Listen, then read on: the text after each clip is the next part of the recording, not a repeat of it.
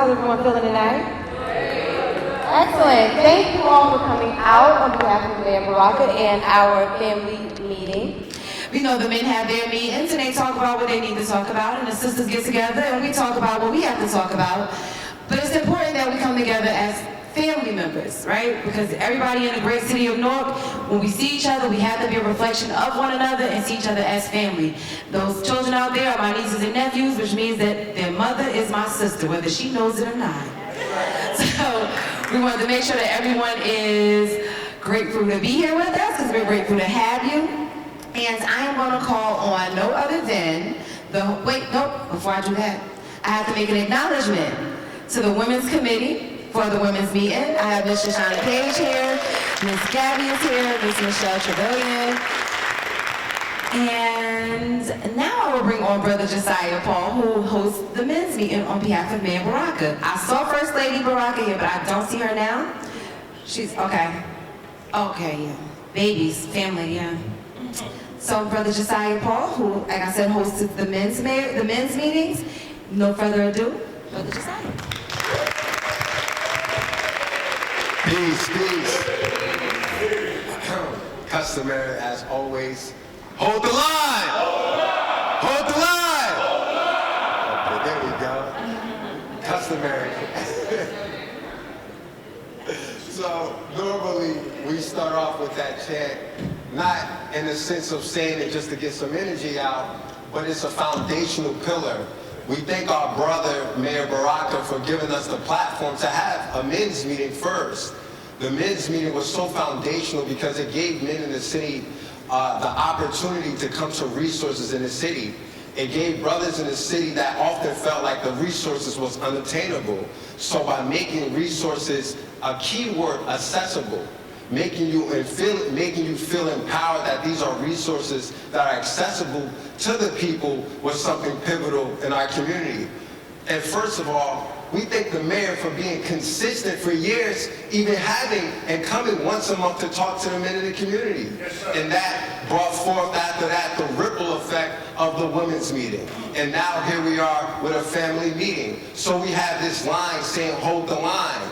Holding the line is the spiritual and metaphorical meaning, a foundation of what I want for my brother, I want for myself. Because in the word brother, you get other self. So your brother is your other you. And when we have this spirit, when we have this mentality, it allows us to see brother within self, to see your brother is not just someone who's a stranger, not just someone who lives right next to you, who has the same child that goes to the same school, where you may see them at the same restaurant, you may have encounters with them in the community, throughout the community, but it plays a special role. So we have this family meeting. This family meeting is to give us a function, but to raise the morale of spirit. To have love in the community is something very pivotal and in need. We need to have a family meeting. Why? Because the city is in distress. So there's a proverb that says, if a child is not embraced by the village, it will burn it down to feel its warmth. And at the same time, we're given a different proverb that says that it takes a village to raise a child. So we see two proverbs that represents two things. A child who, if it's not embraced by the love of those who see in the first in the home, then he will take his wrath outside in the community. And at the same time, we see that it's a child that's embraced by the community and will make sure that he raises up to be something of pillar and light. So we have this family meeting to talk about family problems. We have this family meeting to talk about family concerns. We have this family meeting to talk about things that we've been holding on to each other, to say that maybe there's something we need to get off our chest. So this is something so pivotal in our need. We have to have a greater love for ourselves and our community. So in the scriptures it says, how can a man love God whom he never seen, but hates his brother whom he sees all the time?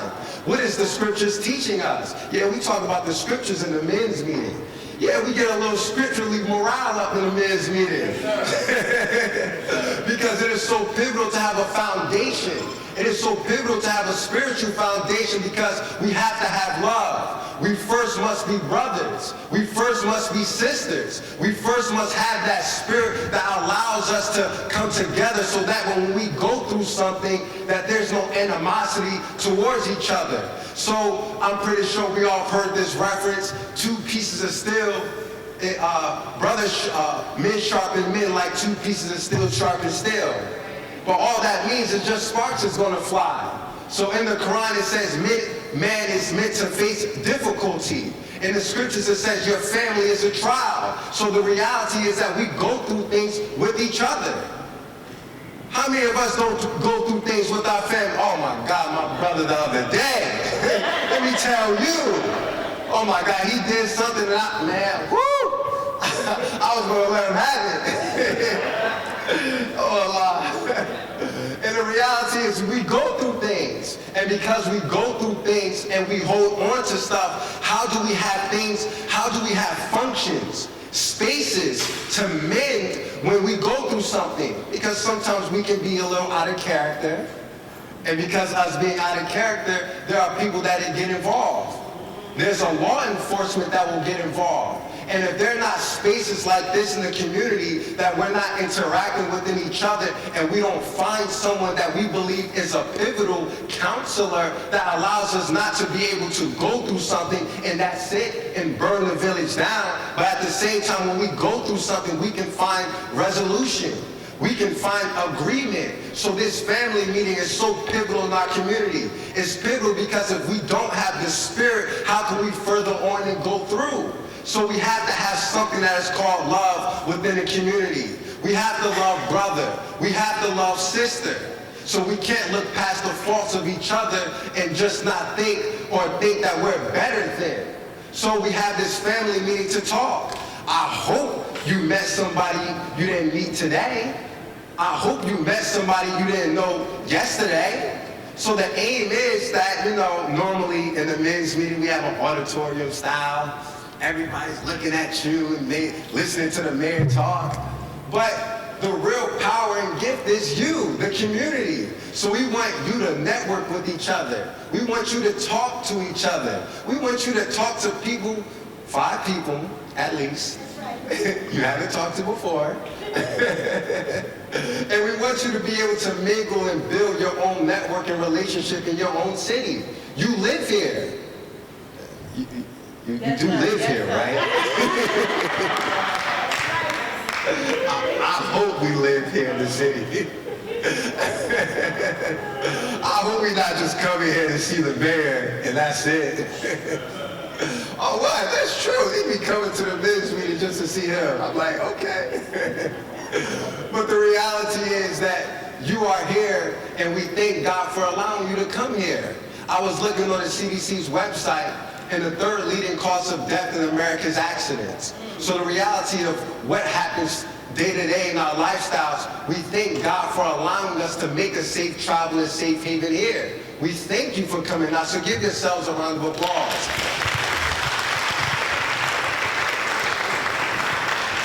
So I don't know what much expectations that you do have, but try to have an open mentality because the aim is to present to you just a conversation. So we want to just open the door for conversation when it comes to family because there's so much that is happening in the city. And as someone who works in the department that I work in is the Office of Violence Prevention / Bridge City Peace Collective. So we deal with violence on a day-to-day basis and we see youth and violence rising up. So the question we don't ask is what our young people are doing, but we start to ask deeper questions on what does the family look like. So this is the cause of one of the reasons why we're having a family meeting, to talk about family concerns and issues, to talk about the household and how can we best come to resolutions and make resources available to you. So we have 2 speakers. Sadly, our brother student minister Abdul Haq Muhammad was not able to come today. There were concerns that he had to take for himself. So we thank a lot for our brother having the spirit to come, and he gives us our peace and blessings. So with no more for myself, you ready? Yes, ma'am. No more for myself, please help us to receive our councilwoman, Ms. Rountree. We'll just share a few words.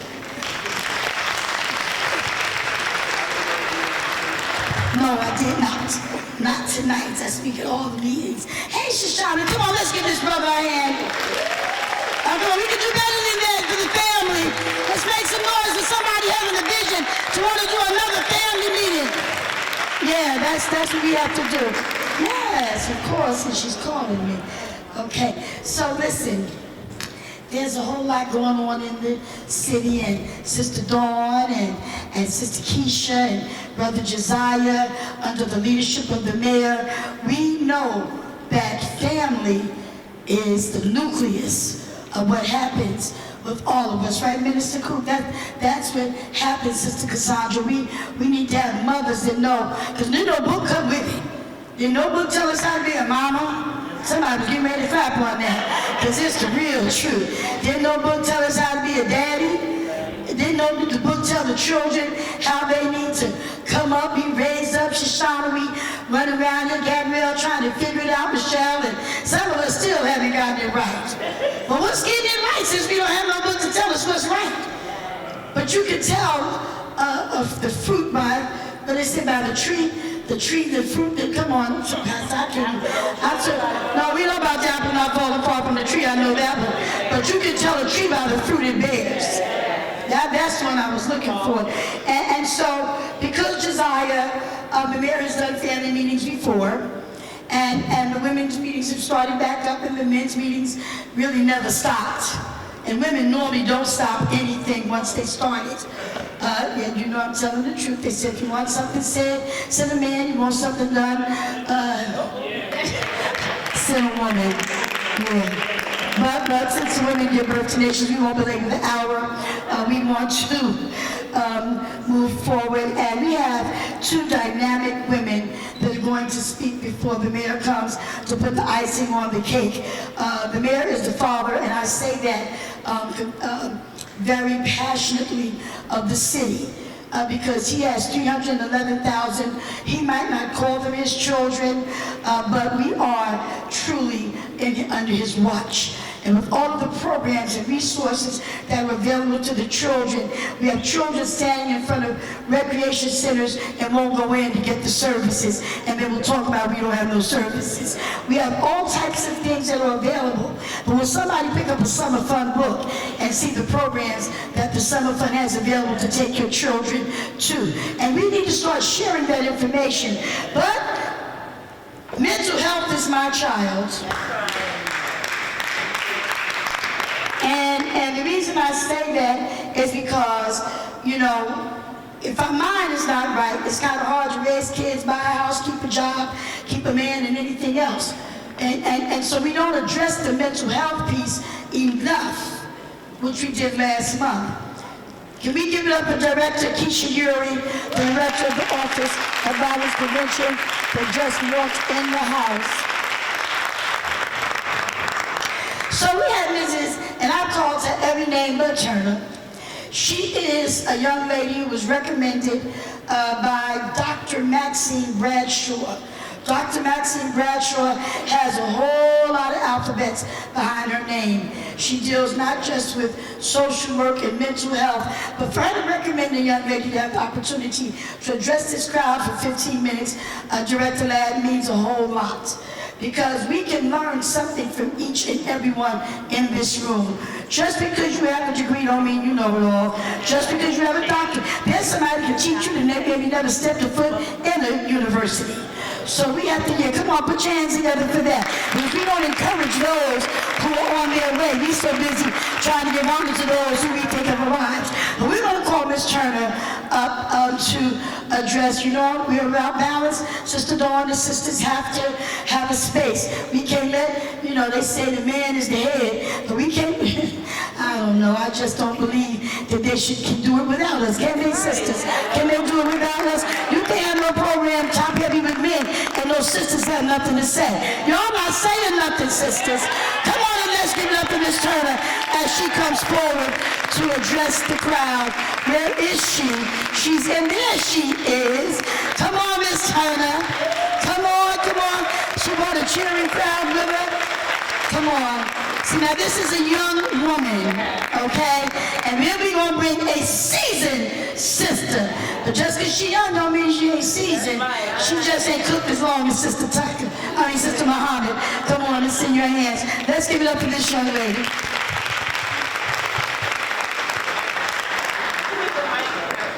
No, she got a whole mic. Oh, you got it. Now, you told me you was giving her a Sure. no, y'all. God bless everyone. God bless. Thank you for having me here first and foremost. It's an honor and a privilege that I take not lightly to stand before a community. Amen? Amen. I just want to take the time to greet first Honorable Raps Baraka, who is the pillar of this community. Councilwoman Roundtree, thank you for inviting me. All the other elected officials, dignitaries, friends, families, and just even my beloved. I cannot go further. I said I wasn't going to do this, but I'm a woman of faith. And so it is essential part of my life is my belief. And so I thank God for the liberty of life to be here, that I'm able to have this opportunity at such a young age. Not many women have this opportunity that I have, and it's a platform that I wish to use to his fullness.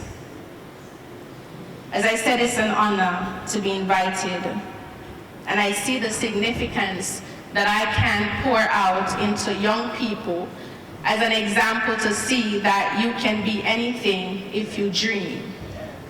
If someone told me that I would be here a few years ago, I would laugh. I would say no, especially to speak on such a powerful topic as family. And so if I could just borrow your attention for a few moments, and I want to talk on the topic, the strong family. You see, my background is that I have a master's in social work. I am a veteran that served in the U.S. Navy. So I say, as young as I am, I have my fair share of experiences. I've come from what you will call a dysfunctional family, yet we were sort of functional. I think every family has their story. Every family has their quarrels. But at the end of the day, a strong family stays together through adversities. Amen. The strength of our community, it is the family which is the backbone. It's not the schools, it's not the mayor, it's not your friend, it's not a high official with a title, but it's each and every one of us sitting here that has the responsibility to train up a child in the way they should go. And so the pillar of a family is you, the backbone. It is the sense of knowing that you can impart in your children the wisdom that they need for success when they go out into society. A family can develop your sense of belief and worth, believe it or not. It is the foundation of developing values and morality, your beliefs and your principles. Children tend to follow what they see. You ever see a baby when their parents are disciplining them and they look at you because you're looking for your cues, what you're going to do in terms of punishment and reward. And so it's important to understand that when you release your children to society, the concepts, the beliefs, everything that they practice starts from what you impart from young. And if you train them right, despite peer pressure, the things that they have to encounter in life, they will come back to you no matter how old they are, for you to direct them in every direction that they should go. I still do that with my mom. Whether it began with sibling rivalry or wrestling for independence from parental control, issues that arises in family, it can be solved. How you learn to agree to disagree. You're being trained from early the valuable skills that is necessary to develop your moral standards and to give you skills such as empathy, respect. Our generation has lost this way where young people no longer understand to get up on a bus and give a pregnant woman or an elderly woman a seat. And so I am very disheartened when I come to talk about a strong family, because in our generation, strong families are being broken. When we are being forced to choose by a system that dictates how we raise our children.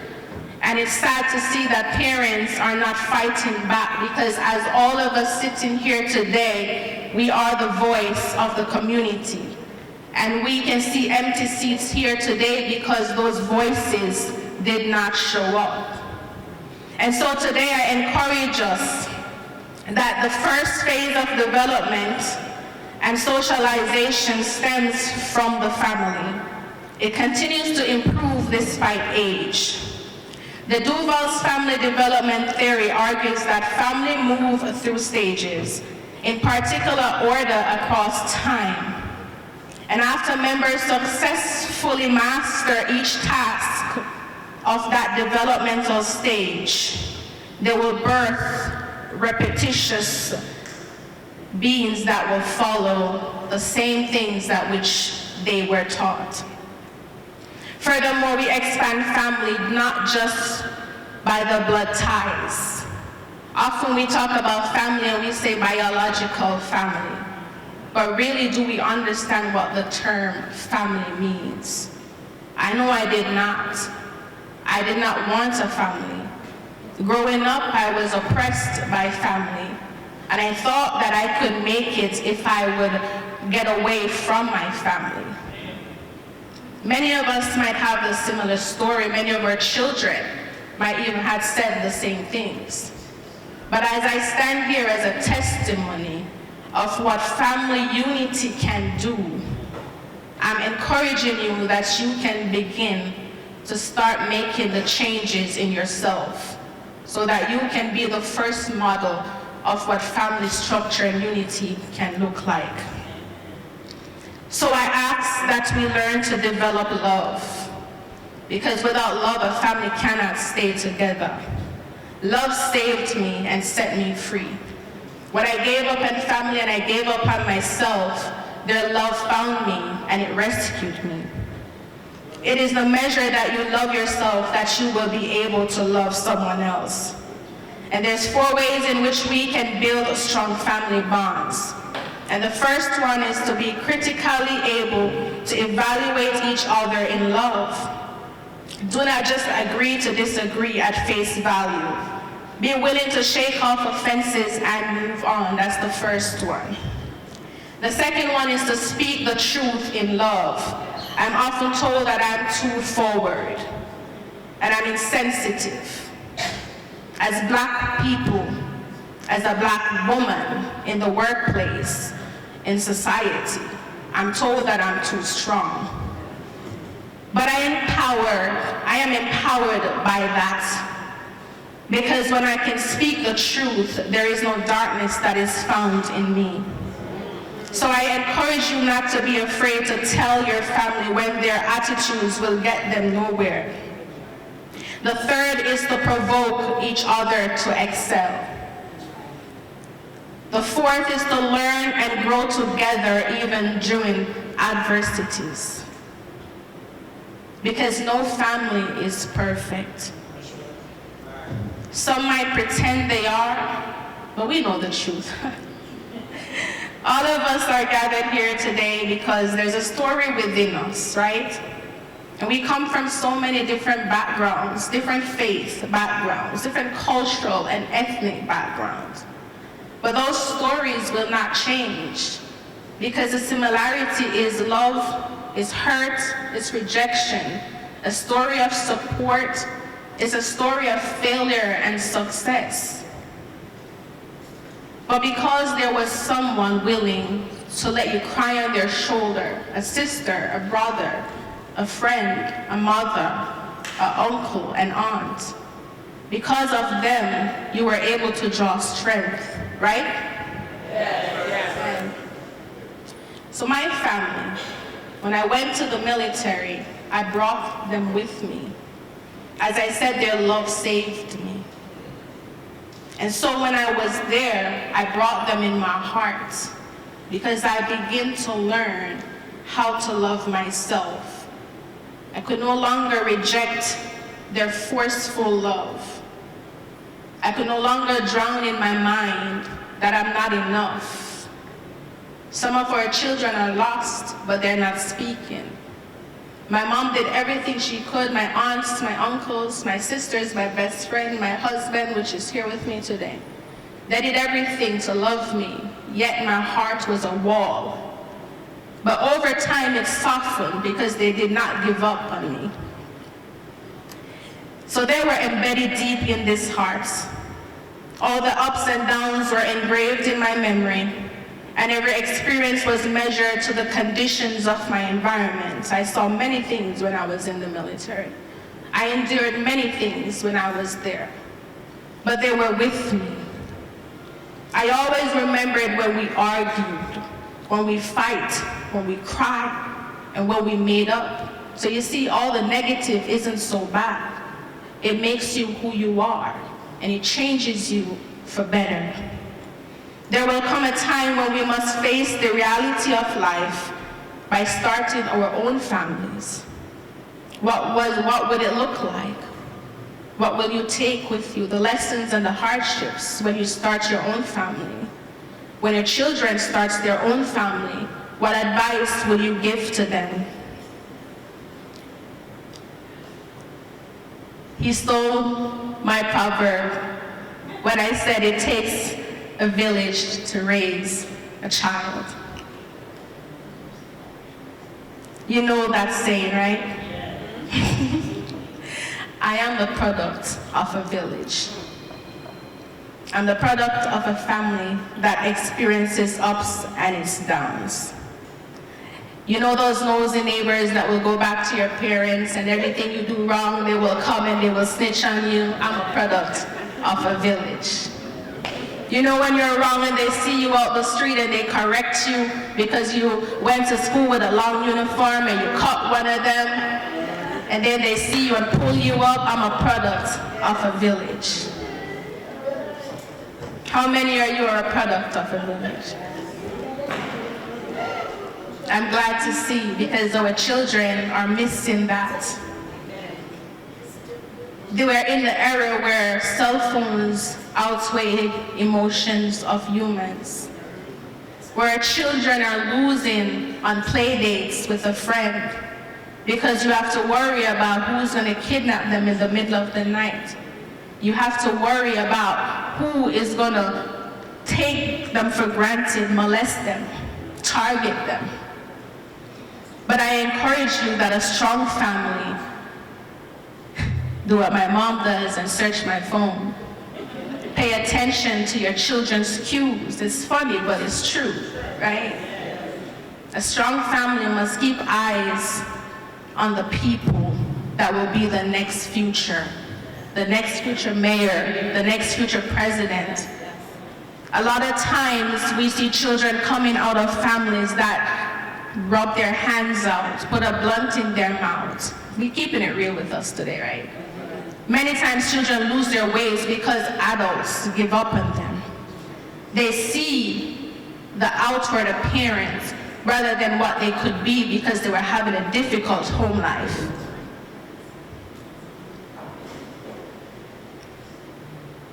A family is one who has unconditional support, and it exists whether you are speaking to them or having a grudge. Sometimes we're having a disagreement with our family members and we don't answer the phone when they call. We don't know what's the emergency.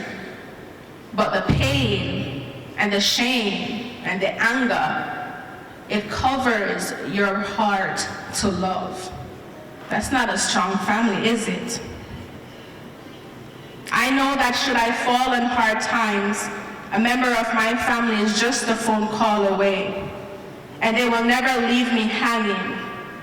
As I said earlier, no family is perfect, But one thing that is sure is if one person, just one person, decides to fight for the collective family, change can be made.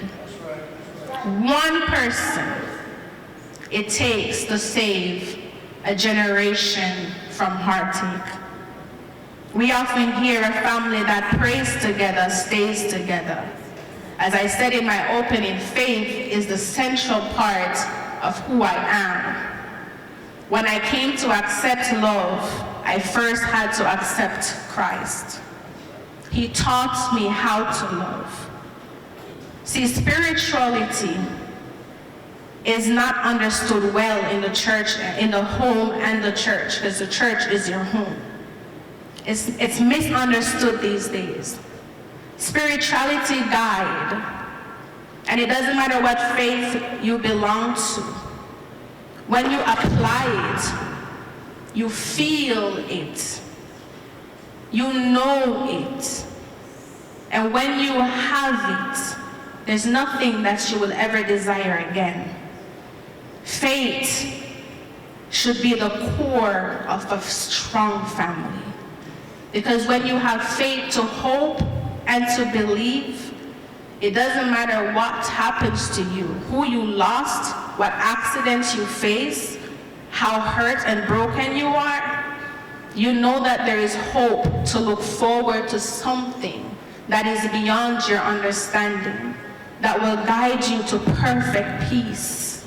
And that's missing from a strong family. Faith should be the central part, because it is in mine. When we integrated our faith into the process of our interactions, the first thing I noticed was improvement.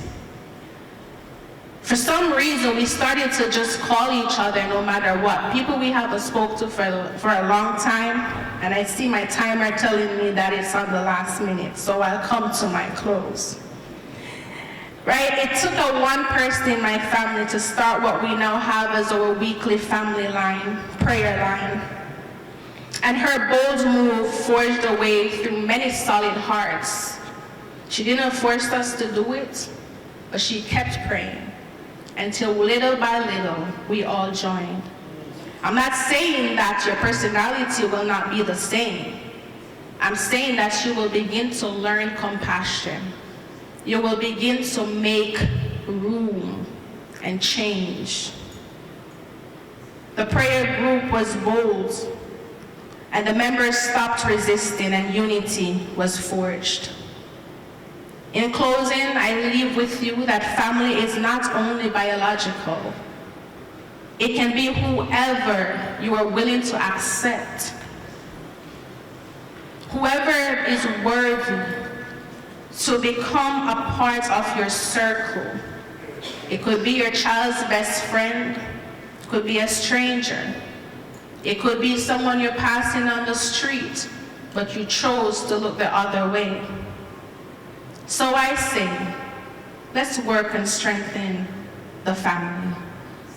Let us work on building stronger ties, in strengthening the family and getting bigger and stronger. Better communities will begin to take form. And we will be able to help the nation and expand globally, because we will begin to help one family at a time. But it starts with you. Thank you.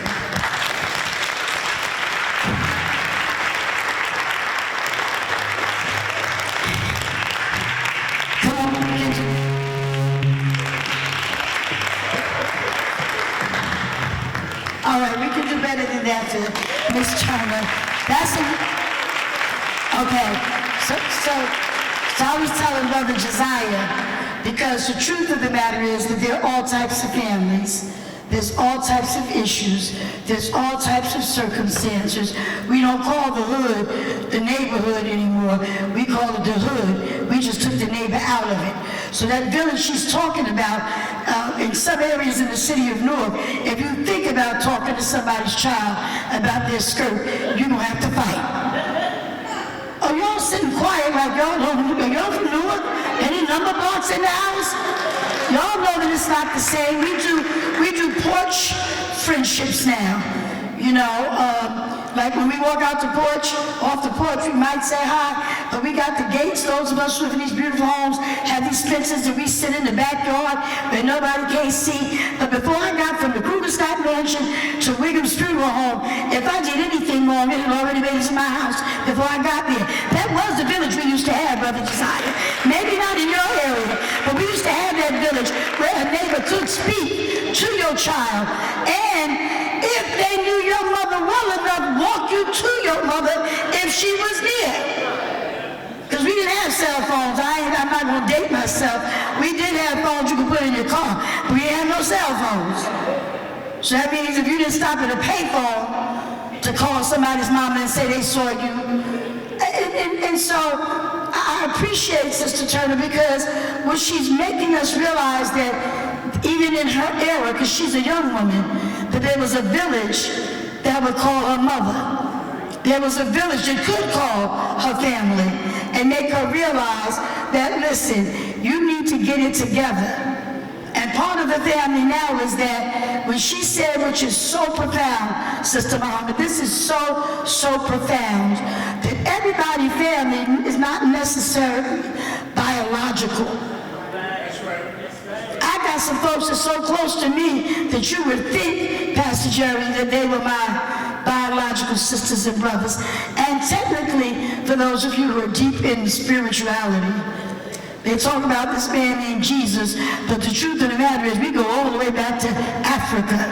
So it might be just a little bit, but if they do your DNA, baby, you're going to find out what tribe you're from. And some of us sitting in this room right now belong to the same tribe, and we are family, but we don't treat each other like we're family. Next door, you see your kid doing something, your neighbor won't tell you. They'll let your child fall on their face because they're concerned that you might punch them in theirs if they say something. So, this other sister that's coming up, before I say any more, we want to thank Reverend Dr. Frances Tebow here, over there. There she's sitting in the corner for opening up the doors. We want to thank Richard Camarelli, the New Community family, for opening up this space. We have Sister Dawn and Brick City Peace Collective, Nyla here with OVP representing with all of the, please make sure you pick up the literature and call and make use of these services. And my staff, I want to thank them for coming, but Mr. Tidwell, there is a young lady in the house. Pastor Bird, this sister is the truth. Now, last month we did a mental health thing, Sister Shoshana. And so nobody knew what the first speaker was going to do. And the first speaker came so hardcore that when Dr. Monique Swift got up, all she could do was put some sugar. You know, sugar and salt look the same, but they don't taste the same. And Dr. Monique Swift came, and Madam Catherine, they were they was like this when she finished, oh my God. And Dr. Monique Swift got up and smoothed it out. Well, we gave you the smooth in the beginning, this time, for the family. Bathrooms are that way.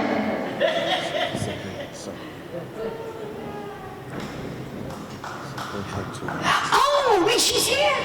Well, anyway, if she's not here, I believe she is here.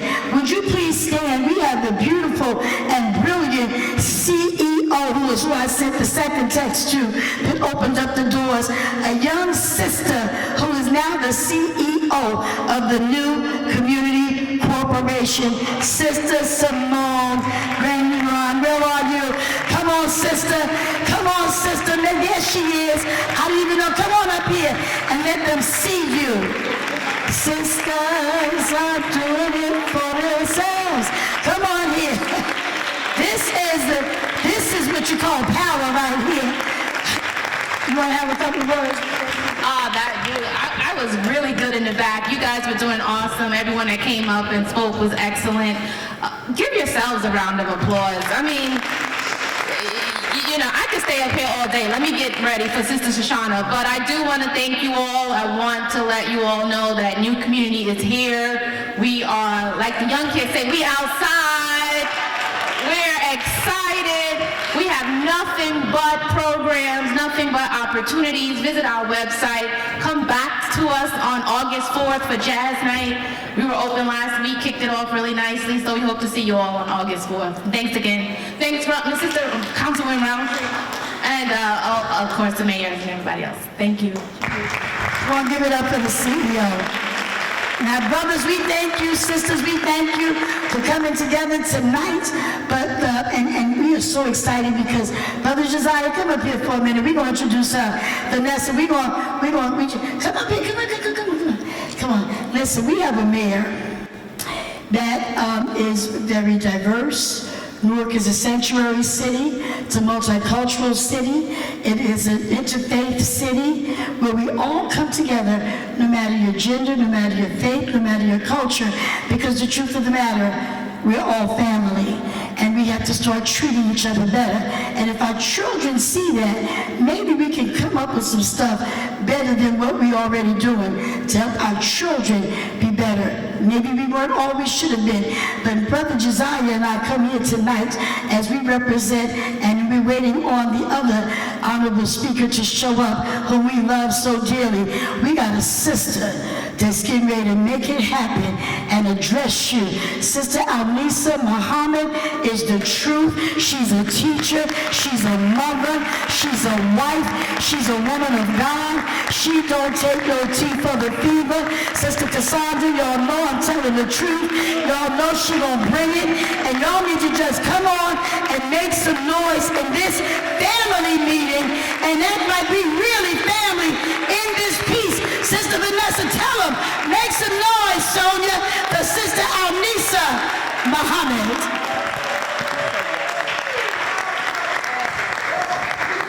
In the name of Allah, the Beneficent, the Most Merciful, I greet you all in the adverse of peace of Assalamu alaikum. So much pressure, so much pressure. I am Alnisa Muhammad. I am so honored to be here to speak with you today. I would like to thank our mayor. I would like to thank our councilwoman at large and Brother Josiah for this opportunity to serve you. Right? And I also want to thank my local MGT captain and her staff for coming here to represent with me. And I just want to say that I am honored and humbled to speak before you. As a member of the Nation of Islam, we were taught that there are 3 sciences that we were never taught. The first science is the science of business. So in business, you have busy. So they don't want us busy, right? And productive and producers of things. So they never taught us how to make our own money. We always want to be dependent on others, right? And then the science of warfare. Because once you make something, if it's a farmer, think of your acres of land. You have to now protect that. So you have to know how to protect your family and your business and what you have produced. But the final science they never taught was the science of mating, right? So dealing with family, you have to know who should I get with to produce the good, right?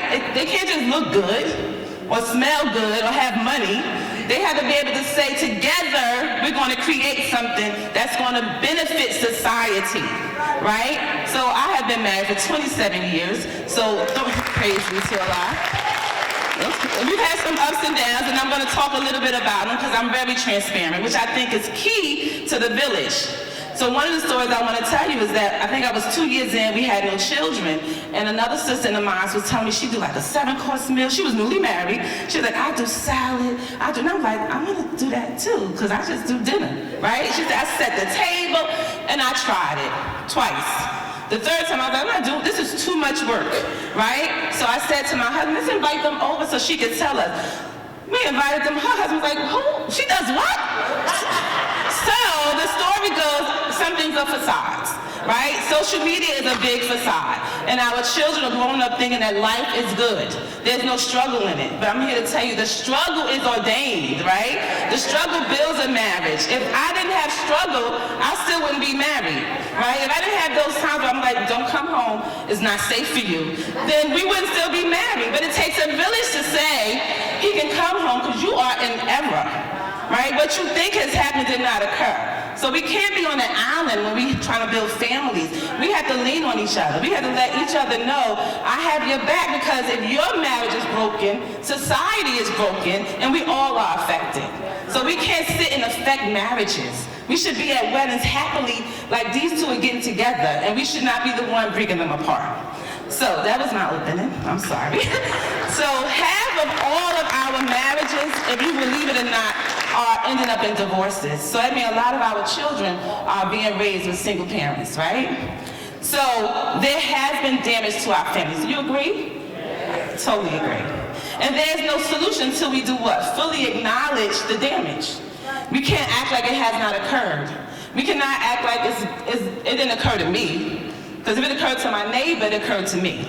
Right? If it affects one, it affects, we have to think like that. And we can't think that I'm good. I can't be bothered with what you're not having. I'm eating. I can't be bothered you're not eating. Right? So we have to learn to talk together and be one. So there must be a fresh new approach. Understanding and interpretation of what family means. You cannot get it from anyone but who? God. Right? Your next door neighbor can say, no, that's fine, you can do that. You can go hang out with single women when you marry all night long and come home and drink and do whatever. Your husband not gonna be bothered. What does God say do? Right? So God has to be the center of our relationships, not just marriage. But any relationship we go in, if God is not the center, we all are faith-filled people, right? Then we gotta go, what does he say do? Because he's never wrong, right? I may err in caution because I don't like something, so I'm gonna tell you not to like it. But he's gonna be straight up and down with you. So it's key that we keep marriage as God-centered. And to rebuild, we have to do what God did in the beginning. Make a new man and a new woman so we can have a new family. And when you get married, women go through menopause, but men also do. I remember it was one time I had to call talk about it. I had to call, I think they named it after them, and we just took claim of it, right? And I was just like, I don't know what's going on, but he ain't the same person I married. And so my aunt was like, well, what's going on? I'm telling her, she was like, oh, he's going through menopause. What? She was like, yeah, men change. Do you know when I was 10, I didn't do what I did when I was 12. I mean, when I was 8. When I'm 20, I'm not doing what I'm doing when I was 18. Men change. Women change, and we don't recognize the change. You would think it's offensive to you. You know what I mean? Like, he used to do things differently. So did you. Everything is not offensive. Everything is not personal. Society has put a damage on men and women. So sometimes we might come home and I might not want to talk to you. I give you the greetings, give me my time. And I feel some kind of way because I want you. I'm spoil you. I want you to sit and talk to me. I have so much to tell you. And he's like, I just had a moment where we might not have a job and you don't understand it. And that's how we get. Like, it's like, I want what I want when I want it. And I can't read you, so I'm going to demand it, and it becomes a little frustrating. We get a little unstructured, and now I want to walk out because you're not feeding into me, but you're not feeding into him either, right? So sometimes we just got to step off. I call it quiet time. Let him have his quiet time before it's a moment, and they have it. That don't mean I did nothing wrong, right? It just means I understand him, he understands me. So behold, God says, I make all things what? All things new. There will be a new heaven and a new earth, and the former things shall pass away. So even if there is a little ripple in our relationships, and we're not just talking about marriage, we're talking about male and female relationships, female relationships with your girlfriends, you know, we quick to quit. We so quick to give up on each other, but we never give up on certain people, right? Your job can be the worst job in the world, but you're gonna get up every day and go. So even if I am not who you desire at the time, be patient. There are seasons in relationships, right? There are hills and valleys, right? And I think I might have had a whole lot of hills, right? But about the same amount of valleys, but the village keeps us together because they'll be quick to tell you, girl, you better keep right where you at. It is not better on that other side. And you work through it and you be like, oh, it got better, right? Because we grew. So given all the obstacles we have faced, our families have shown resilience and adaptability. I remember we had 4 children, 1 girl, 3 boys. And I remember the 3rd child had came, and I was just struggling to be that mother, right? I was struggling to do everything. So I had to have communication. I had to sit him down and say, this is what I do when I first wake up. By the time I got to 8 o'clock in the morning, he was like, what can I do to help you? Because he just gets up and go, right? And I'm like, I had to get up, I had to get everybody else up, I had to get them all washed up, I had to get them all dressed, I had to make lunch, right? Then I had to talk to them, make sure they're okay. You get up and you go, you don't ask me for help. He said, because you seem like you have it. I was like, because I'm supposed to have it. So how do I know you don't have it unless you tell me? So that's how families go. That barrier to communication is difficult. When we think we don't have to tell the truth and talk it out, it can cause a problem. So I learned then, I'm gonna tell you every time I have an issue. You don't gotta listen, but you can't say I ain't tell you. And he didn't know. I never complained, because as women, we're taught to take much, right? And this is our job, right? But once I taught, it got so much easier. He would honor clothes at night, wake up, okay, thank you, right? He would make lunch, but he had the time, but I never required it, because I thought it was my job to do it. And I had to talk it through, because I was losing it. I was like, there's no way I can do this for the rest of my life. I had to talk this through, because it's making me angry with you. Because your life is easy, and mine is a little more difficult. And in his mind, my life, I'm going to work, right? And in my mind, I was like, and you don't have them 3 people. He was like, switch seats one day. I have a man who can't stand tell me what to do, and I had to do it so you can eat. And I'm like, wow, that's difficult. See, but we don't know, we don't talk, right? So the Honorable Elijah Muhammad teaches us that family is the basic unit of civilization. A strong family makes a strong nation. A weak family makes a weak nation. So it's key. So I have a book that I wrote, and it's all about women in the Bible. So if any of us have the Christian faith, you know about Abigail, right? And Abigail was married to a man who didn't care nothing about her. But she was a strong wife, right? And when she met up with the king, and he was trying to tell her that, your husband ain't feed my people. We sitting here at war for you. And he's denying us food. He don't know that that's the king. He just was being, how men are. I ain't giving you nothing of what I produced. So she fed them, right? And because she fed them, he saved his life, right? And because he saved his life, when he found out what his wife did, he couldn't live with that. Because he treated her really bad. But we as women, regardless of what goes, we gotta stay women. Like whatever you hear, you can't say, I'm gonna get tit for tat, right? We good. I know me. I used to be really good for tit for tat. But remember when you did so-and-so? So we had to not have a taboo for counseling. So we had to get counseling. First thing they said, why do you wait till he do something to him? Or to tell him what he did wrong? That's not fair. He's trying to express to you, I would rather you not put that shirt on the boys. Like a pink shirt, I'm just giving an example. And I'm like, I'd rather you not do. He was like, but you're not hearing my complaint because you're just ready for another complaint that you've been holding for the perfect opportunity. It doesn't help when we do that. So we had to learn to let them express. If I'm a female, hear me out. And then wait for another time to give me your past issue that you have never addressed. Tit for tat doesn't work for us. It just makes you have an ego issue. Like, I want you to know you're not perfect either. But nobody's perfect. If we believe that nobody's perfect, then when errors occur, we can fix them quicker. So let's look at this. And my mom's hopefully is on her way, but I'm born and raised in Newark, Pending Court. Joaquin was one of my people over there. Over there. Born and raised in Newark, went to school, went to college. Never thought of Newark being a city where you couldn't do what you wanted to do, right? But I know I went to school, or I went to college like 15. No one ever said that's like a big accomplishment. My mother didn't praise it. And I used to say to her, why you never said to me I was doing things good? And I realized in my studies that that's slavery. Because when you show that child had a valuable thing, they would take them from you. So we don't even praise our children. We do it in private, right? But our children need to hear us praise them in public, right? We need our children to know that's how they grow to be better people, right? So we hide it, but it's something that was traumatically given to us that I don't want them to know you play an instrument well because the slave master will take them, right? Or you dance well because in another one, I'll buy that one from you. The heck with that. I praise it all the time. And this don't have to be my child. I have a school, pre-K through 8th grade for 17. I praise them children all the time. Oh my God, 2 + 2, and he might be 10. But look what you did, right? I'm gonna make you feel good. And they walk out excited and happy. As a village, we need to do that. When little Johnny rides a bike and it took him 10 days, look at little Johnny riding the bike. We don't do that, we hide it. Took him 10 days to ride that bike, that make no sense, right? But what's the good about it? He now can ride a bike. It takes a village, that's what Miss Turner was saying. So how do we heal? How do we heal? We have to have honest acknowledgement. We have to be so truthful with ourselves. If you can, and the thing is the art of saying no, I'm learning that. If you cannot do it, say no. But recommend someone that can, that you know. Right? Sometimes we don't want others to succeed. We just want us to be the one that's getting all the accolades. So I'm not going to recommend someone who I know can do it, because then you're going to look at her when I want you to look at me.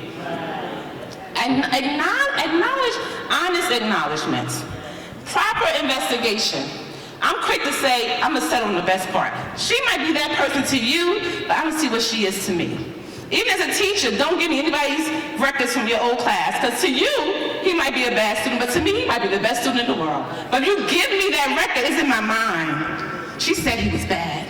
She said this girl don't listen. So now I'm thinking about it. I want a clear record of everybody I meet. Don't give me no bad record, right? Excellent. The other thing is loads of patience with each other in our community. We are so impatient with each other, right? We're so quick to judge, and we're so impatient. I know I was very guilty of that. Like, what's wrong with these people, right? But there's nothing wrong with the people's wrong with you that you don't see that sister needs your help, or your husband just has issues that you need to address so that you could get better as a unit, right? Everything is personal. Why is she making me feel that way? It don't have nothing to do with you. Trauma in the Black community is major, right? And we look at stuff and we let it go slide through, but you can't let it slide. It's not taboo to get help. And I mean, it's not, Black people have this thing, I don't need a psych. Yes, you do. It don't have to be a master of one, I just need somebody to talk to. And when I talk to you, I would think is, please don't let me hear it again. I don't want to walk into a room and they all know what I just told you in confidence. Right? And if it's difficult for you to do that, don't be that one. Be like, you know what, I can't, because if you tell me, I'm telling them. I have the biggest mouth in the world. If you tell me, but that's acknowledging, honest acknowledgement. That's not my job, but I have somebody who never tells business.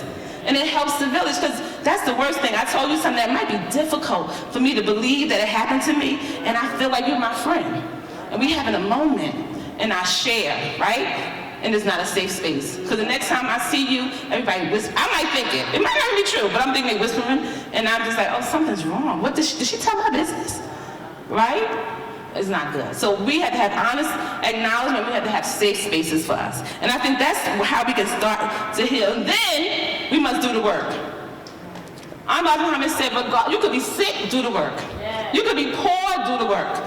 Nothing should stop you from doing the work of building a relationship or a family. Even if you have been hurt, even if something has occurred and you can't understand, work through it. When you pause and when you are like paralyzed with fear of what don't know, it stops all the growth. You have to work through it. Even if I come home, we have a rule, we don't go to sleep upset, right? And my husband likes to sleep, so he tries his best to hear me out. And not only that we solved it, but we talked about it, right? And that helps us, because it's not safe to sleep around me if you haven't solved or let me win, right? And that's him knowing me. He's like, I'm not gonna get no sleep. But he works at night, so he gets over, like, he has to leave at a certain time. I'm like, before you leave, we're gonna sit here and talk this out. And he'll listen, but we don't always have a solution. But I still was able to see that he gave me that time to hear me out. I give him the time to hear him out. But I think those 3 sciences was personally not taught, because it would make us so bad, right? So now we gotta teach it to ourselves, right? We have to make sure that when we meet people, we leave them better than we found them. That's the key for this year. Leave people better than you found them. Some of us meet people and be like, you're the worst person I've ever met in my life. Try to leave them better than you found them. And while we cannot change our past, we definitely can work on changing our future and our current situation. I tell people, if you keep thinking about what happened to you, you're never going to get better. You have to acknowledge it, right, and get help for it. But while you're working through the pain, you're working towards a better you, and I think that is key. So I just want to give Pastor Roundtree another thank you, and Josiah for having me with you, and thank you for letting me share a few words. Praise be to Allah.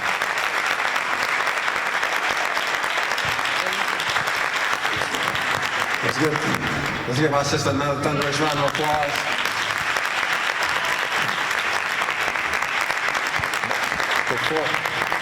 Before we transition, we do want to open the floor for questions, Q&A. So does anybody have any questions that they would like to even ask our sisters, both sisters that spoke earlier? You mean to tell me don't nobody have nothing they want to ask? We got some preachers in the house, some imams in the house. We got, listen, these two, look at that over there, Sister Muhammad. That was powerful, wasn't it? Was that powerful? I told you one was going to bring the sweetness and the other was going to bring it raw. And you got to put all them eggs and flour together to come out with what Sister over here was talking about. Eggs don't taste good raw, but if you put them in the mix and you beat them up, and that's what they did today. I'm going to move and yield to Brother Josiah to finish out this meeting. We had an incident that took place over, and some of our people had to leave, and the mayor is where he needs to be with some families today. There was an explosion, and we're working on placing the families. So we're going to do another family meeting, of course. There will be more men and women, but I'm going to yield to our brother visionary, Josiah. Can we give this young man a hand as he continues with the Q&A and to carry on the meeting for the rest? He's got enough fire for everybody, does he not? Yeah. Does he not have enough fire? Come on, sisters from GT. Y'all know this brother's carrying good. I want to thank you for working with me and allowing me to work with you. Letting the OG, rock out with you, Rod. Thank you so much. God bless all of you. Let us pray for those families that are going to be without for a few. But thanks be to God, there were no casualties, no fatalities that I know of right now. Yeah. I don't want to belabor the point, but I see our brother is in the building, Brother Abbey. Please stand up, brother. Give yourself a round of applause. This brother, he supplies lunch for us at the men's meeting every month. So I definitely want to thank our brother for being in attendance. But we definitely want to do it if there are any comments or remarks or something that you've heard that was very pivotal. What? On that family shit. What's it? My questioning memory, my Christmas family.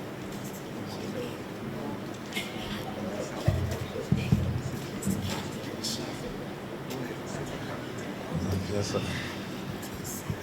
Yes, sir. If you have any questions, just let us know. I don't want to belabor the point on forcing the question out, but surely there's no compulsion in religion. Can you point to the sister? Yeah, I'm pointing out because she is an African-American sister that has a store in Livingston Mall. How many know about African-American got a store in Livingston Mall?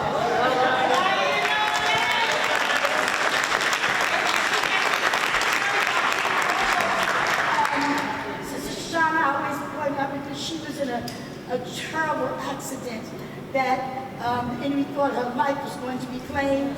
But we can do this thing. She came out of that accident, went up there, and listen, I wouldn't even know how to negotiate. Yes, I would. But anyway, that wasn't my assignment. And she has on a shirt, which is her brand, which says, God is great and I'm living proof.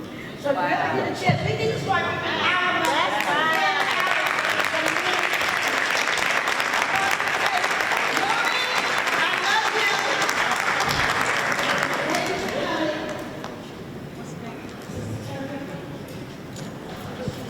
Wow. We don't belabor the point over here, and I'm not going to force nothing out of nobody. But I want to thank everybody for coming out. Truly, this is special to see you all, and I want to empower us and encourage us. I know the young brothers were sitting back there, but I definitely want us to encourage us to bring our young people out, our children out. Just to give a background, the mayor was my principal at Central High School. And for someone like him to be the principal, there's a picture that I love. I really need to frame it, where I was like empowered to wear a suit and walk with the mayor when he was campaigning. And I say that to say was that just having that platform at a young age inspired me and pushed me to do more. And I say that to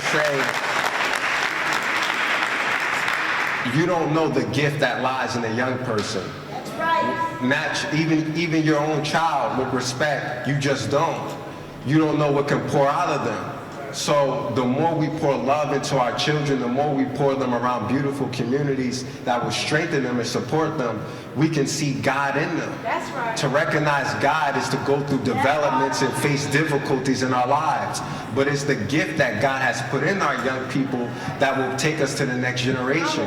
And this next generation is very beautiful. There's something about this COVID generation, I don't know, but it's really special.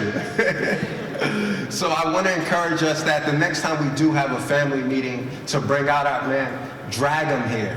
Because to have a space like this is something totally different, whether this is the first time we've been in this. If this is the first time we've been in a family meeting sponsored by the city, then imagine the impact that it will have on our young person to come to this. So we want to show them different. We want to break some of the social barriers that we have within ourselves and in the community and have them here. So I hope, oh yes, sister, you got your hand up. Oh, there we go. Yes, ma'am. Good afternoon, everyone. Greetings from Great Dreams Ministry for Christ. I want to say thank you to Reverend Roundtree for being here fall and inviting me out. And I tell you, this is truly been a blessing to be here, and for the young lady who spoke, and also to the teacher. I am a teacher at Barrington High School. I'm a product of work.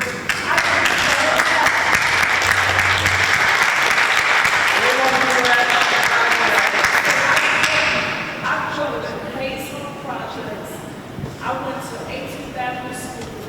I went to West Kenny Middle, and I went to Central High School. And I want to give God praise because I am a teacher at Barrington High School.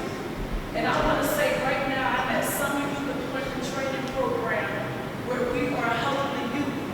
And I just want to say that everything they talked about, I'm living it every single day with my youth. They want to trauma.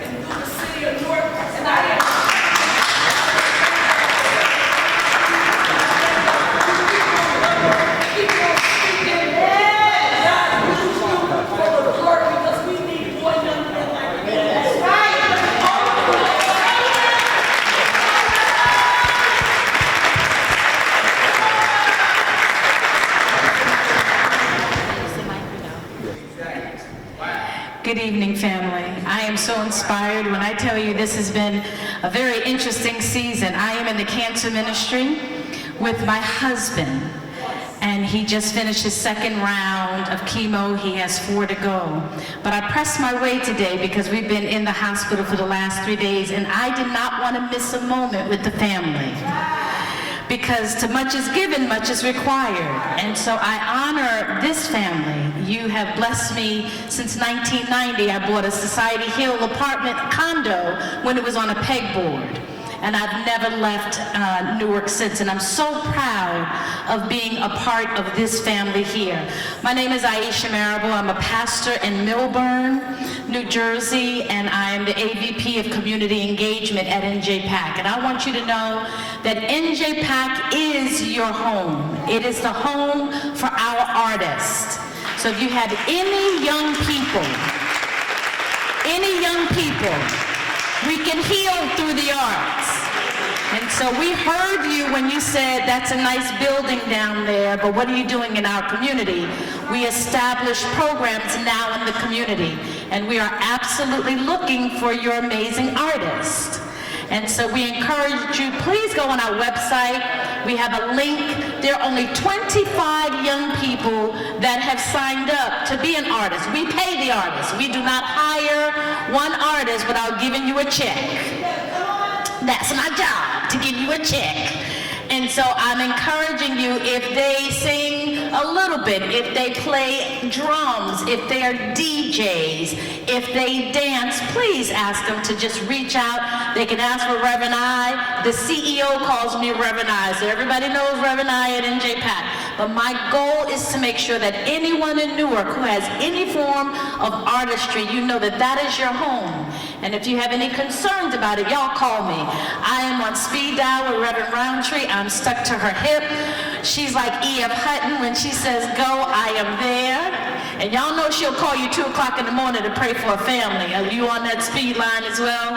So I thank God for this mayor. This mayor loves the arts. Mayor Raz is an artist.